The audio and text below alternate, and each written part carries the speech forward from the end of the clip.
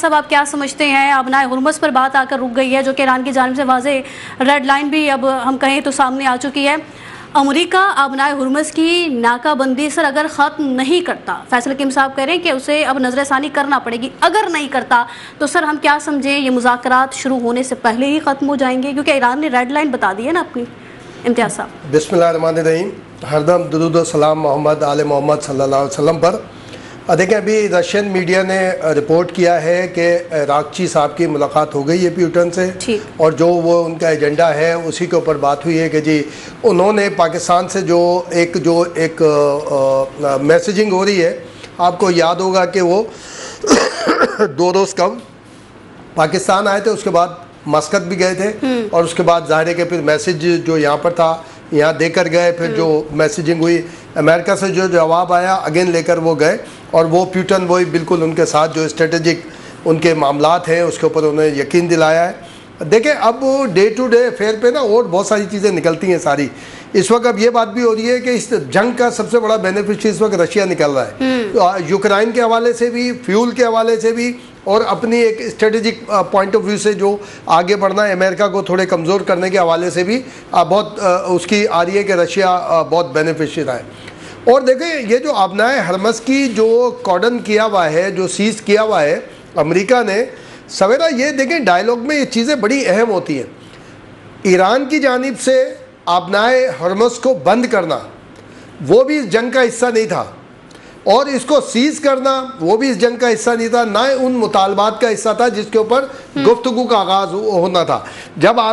دونوں ممالک کے درمیان گفتگو کا آغاز ہونا تھا، جو مطالبات تھے ایک دوسرے کو جب کمیونیکیٹ کیے گئے تھے، تو اس وقت ابنائے ہرمز کا کوئی ذکر نہیں تھا، نہ کوئی ایسا تھا کہ وہ جنگ کے بعد اس نے ایک ٹول کے طور پہ بند کیا ایران نے، اور جب اس نے کھولنے کا اعلان کیا تو ابنائے ہرمز سیز کرنے کا، اچھا وہ بھی ہرمز دیکھیں مین ہرمز نہیں ہے اس کا پرپس امریکہ کا، جو اس کی اناؤنسمنٹ ہے وہ یہ ہے کہ ٹورڈز پورٹ جو ایرانی پورٹس کی طرف جو شپ جاتے ہیں ان کو وارننگ دی جا رہی ہے، ادروائز نہیں۔ ہرمز سے تو کئی ایک شپ کلیئر ہوئے، ہمارے بھی ہوئے، اور پھر آپ کو یاد ہوگا 2 شپ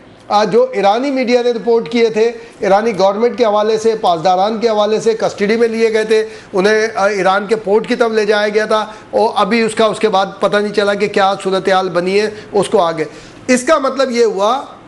یہ سارے کے سارے معاملات جو چل رہے ہیں یہ کیموفلاج اسٹریٹجی کا پارٹ ہے کہ معاملات میڈیا کا، ہماری آپ کی ساری توجہ، سارے معاملات اس طرف لگا دیے جائیں، اور جو مین پوائنٹ ہے اس سب، کیونکہ اب جو صورتحال نظر آ رہی ہے دونوں طرف سے وہ لگ رہا ہے کہ سیٹل ڈاؤن ہے، ساری چیزیں کلیئر ہیں۔ اب کچھ بات ظاہر ہے کہ کچھ پوائنٹس ہوں گے یا کوئی معاملات ہوں گے کہ یہ سگنیچر کیسے ہوں، سگنیٹری کون کون ہو، کیونکہ جو ایران کے اوپر یورینیم کے حوالے سے جو بات ہے، ایٹمک جو بھی اس کی پالیسی ہے،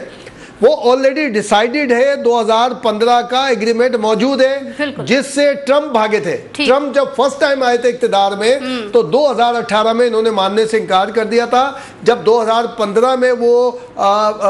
ایک ڈائیلاگ ہوئے تھے، وہ آئی تھنک CPOG ایسے کر کے جو کمبائن اسٹریٹجی پلان کے حوالے سے ایک تھا، وہ پورا وہ جب سائن ہوئے تھے تو اس میں امریکہ، فرانس، برطانیہ، ایران اور جرمن بھی اس کے اندر موجود تھا۔ امریکہ اس کو چھوڑ کر گیا تھا، اس میں سویلین اس کو الاؤ کیا گیا تھا اور اس کے اوپر ایگری کیا تھا، اسی پر ایران ابھی تک قائم ہے۔ اب آگے چل رہا معاملہ، یہ تو ظاہر جنگ بندی غیر معینہ مدت تک ہے۔ میں سمجھ رہا ہوں کہ جس طرح سے آپ کو یاد ہوگا ہم نے پہلے بھی اس بات پہ ڈسکس کیا تھا کہ ابنائے ہرمز بند تھا اور پھر بھی ڈائیلاگ ہو گئے تھے، تو اگر یہ سیز رہے گا پھر بھی ڈائیلاگ تو چل ہی رہے نا۔ ابھی امریکہ اور دونوں آمنے سامنے نہیں بیٹھے، لیکن دونوں کے درمیان مذاکرات کا سلسلہ جاری ہے۔ ثالثی کے طور پہ، تھرڈ پارٹی کے طور پر پاکستان ایک میڈیشن کر رہا ہے، دونوں طرف جو کمیونیکیشن ہو رہی ہے۔ جیسے آج اطلاع آئی کہ پاکستان نے جو ایران کے جو تجاویز دی ہیں اس کے اوپر شاید اب جب ہم پروگرام ختم ہو یا تھوڑی دیر بعد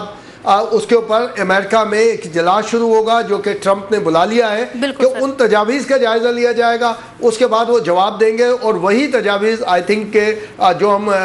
ایک ایزیوم کر سکتے ہیں اور جو کہ ڈیفینیٹ ہے بھی اس طرح کہ رشیا سے ڈسکس کیا گیا ہے، کیونکہ رشیا ظاہر ہے کہ ایک دم فوکل کے طور پہ تھا، چائنا پھر بھی ہڈن سپورٹ میں تھا۔ مگر رشیا ایک اوپن سپورٹ میں تھا ایران کی, اور وہ وہاں سے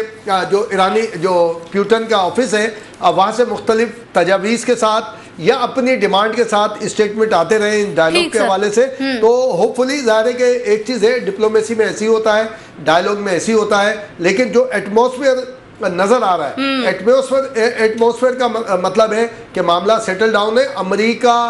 سمجھ چکا ہے ساری صورتحال, اور امریکہ نے اگر یہ صورتحال کنٹینیو رکھی تو دیکھیں ایران کمزور ملک ہے, اس سے زیادہ کیا کمزور ہوگا, لیکن امریکہ کی جو سپر پاور شپ ہے, جیسے برطانیہ ختم ہوا ہے, تو اس طرح سے پھر جائے گا اس طرف معاملہ کہ پھر یوں نہیں چلے گا. ٹھیک ہے امتیاز صاحب, آپ کہہ رہے ہیں امریکہ اب سمجھ چکا ہے جو صورتحال اب ہمیں